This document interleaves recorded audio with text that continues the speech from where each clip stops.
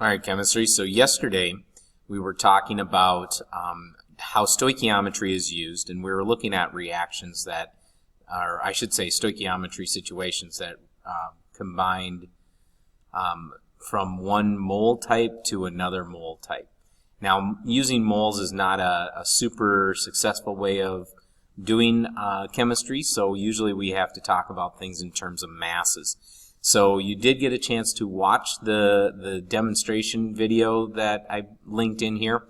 If you did not, go pause the video right here, go back and watch that, and then come back and we're going to talk about that reaction. So in the reaction we had potassium chlorate, okay?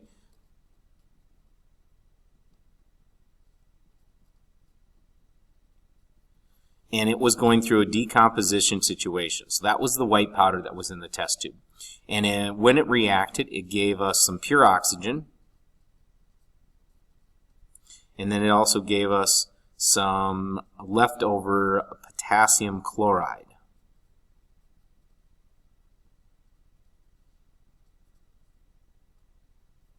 So like any good stoichiometry situation, we're going to go through and we're going to write out the balanced chemical equation for this reaction first. So we're going to work with potassium. Remember, potassium is on our periodic table here. So potassium is right here. It's got one valence electron, so it's a +1 charge. So we know that there's going to be the potassium. And we have to go to our green sheet to find our chlorate. Okay, so there's our chlorate, ClO3. That's a -1, that's a +1, so that's a good formula for that one. Then it's going, and that was in a solid state. We had to add some energy though, because you're going to see that it turned kind of into a liquid state, so we did kind of melt it down. Then we had some oxygen gas that we're going to produce. Remember, oxygen is diatomic. And we're going to produce some potassium chloride. So potassium is K, and chloride means just chlorine. And so that's a -1 +1, so that's a good formula. So that's going to be left over as a solid in our test tube at the end as well. So here's our chemical reaction. Now it's not balanced yet, so we do need to go through and balance this. And again, I like to use my little 3 and 2 check here, so I know that I'm going to need to have 2 of those and 3 of those just to balance that oxygen. Now that means I'm going to have 2 of my potassiums, 2 of my chlorines, so I'm going to put a 2 there. So now I have my reaction. Now, again, kind of tying back into what we were doing yesterday, these coefficients that we use to balance this reaction are really telling us how many we need of each. So like I would need 2 of these to produce 3 of these to produce 2 of those.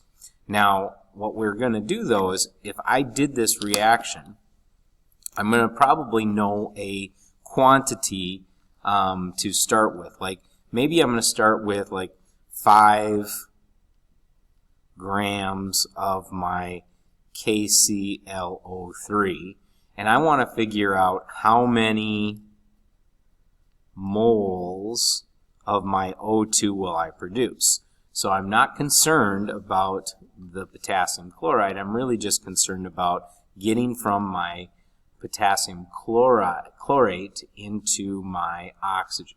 So this is where I set up my stoichiometry problem. So I know what I'm going to start with. Okay, I know where I want to end. And so now I'm just going to do everything in a dimensional analysis problem. So I'm going to start by placing my 5.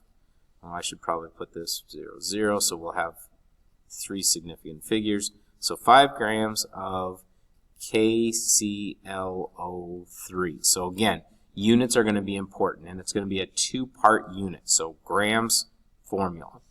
Then I'm going to go through and I'm going to do my conversion. So my first conversion is to get my grams and convert it, KClO3, into my moles of KClO3. So this is just a gram to mole conversion, something we've already been doing in this class.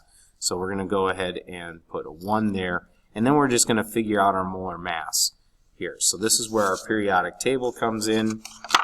So we start to grab our numbers from there. So potassium is 39.10. My chlorine is 35.45. And then my oxygen is 16. But there are 3 of those, and so I'm going to add all of that together. So this is where I grab my calculator. And go ahead and go 39.1 plus 35.45 plus 16 times 3.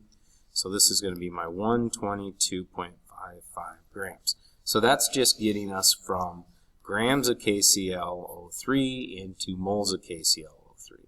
So now comes the big step. This is my mole to mole ratio. So this is what we were doing yesterday, where we're now going to convert our moles of KClO3 into moles of O2, and the ratio is 2 of those to 3 of those. Now, I don't have to go any further with this one because I want my answer in moles, so I'm going to put my equal sign down. So this was really a 2-step type of a stoichiometry problem. Everything we did yesterday was a 1-step type stoichiometry problem. So I'm going to go ahead and just grab my calculator again. Okay, and we're going to do our 5, and we're going to divide it by our 122.55. We're going to times it by 3. We'll divide that by 2, and that'll give us how many moles we'll have. So we're going to get 0.0612 moles of O2. Now, this is again just getting us from grams to moles. Now, we could do something where we go from moles to grams. Okay, so that'd be an easy one to do as well. But we also want to be able to look at another example, and this would be the hardest of our 3 examples. This would be going from from grams to grams. So let's set up a different situation. Okay, let's go with a new reaction so we get a chance to practice doing some of those as well. Let's use some, let's go back to yesterday's example. So I had my aluminum with my iron 3 oxide, and it was going to react to form some aluminum oxide and some iron.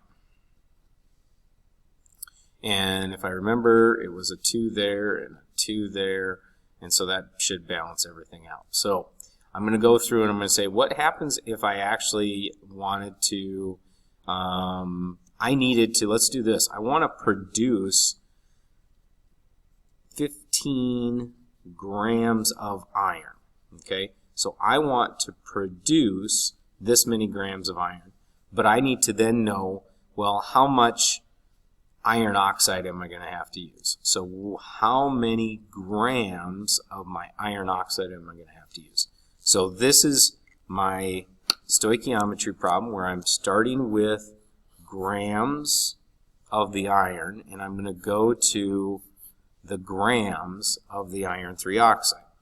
Okay, so to begin, we're going to set this up again like a dimensional analysis problem. So I'm going to do my 15 grams of Fe. Now again, this is just the starting number that I had from right there. So that's my beginning number.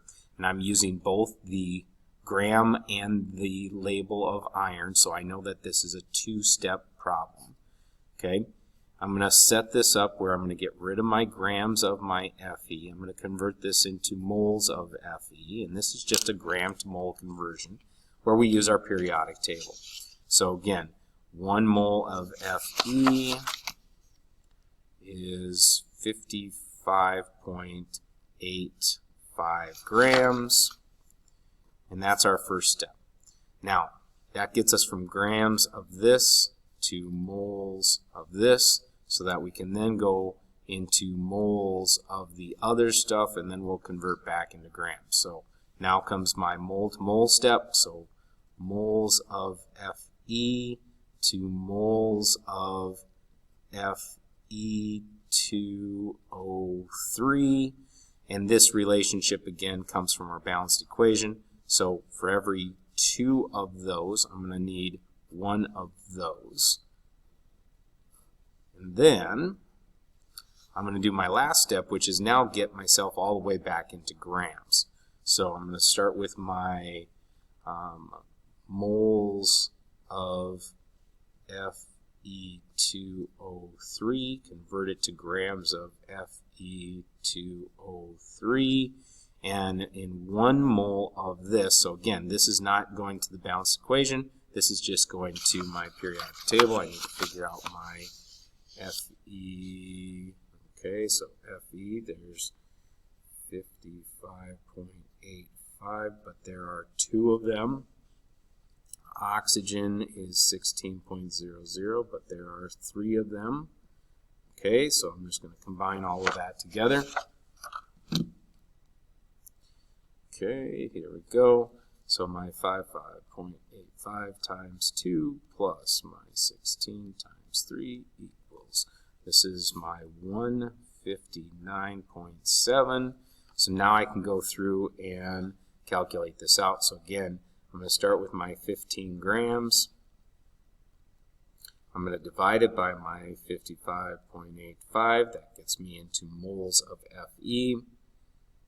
I'm going to take that answer, I'm going to divide that by 2. I don't have to worry about 1 because timesing by 1 doesn't make any difference. And then I'm going to times that number by 159.7, and then I'll end up with 21.4 grams of Fe2O3. So that's how many grams I will need to make this much. Okay, so again, we're just setting these stoichiometry problems up, and you can see that this is the hardest that we'll see. And in the middle will always be a mole-to-mole ratio. So there's our mole ratio. Okay, where this is just a gram-to-mole conversion, and this is just a gram-to-mole conversion. We saw that in our first example. Again, there was our mole ratio. This was our gram-to-mole conversion. We didn't have to worry about doing another one on the end because they wanted the answer in moles. Hopefully this gets you going. If you do have questions, connect with me, and you need to just finish up your activities for the day. Thanks.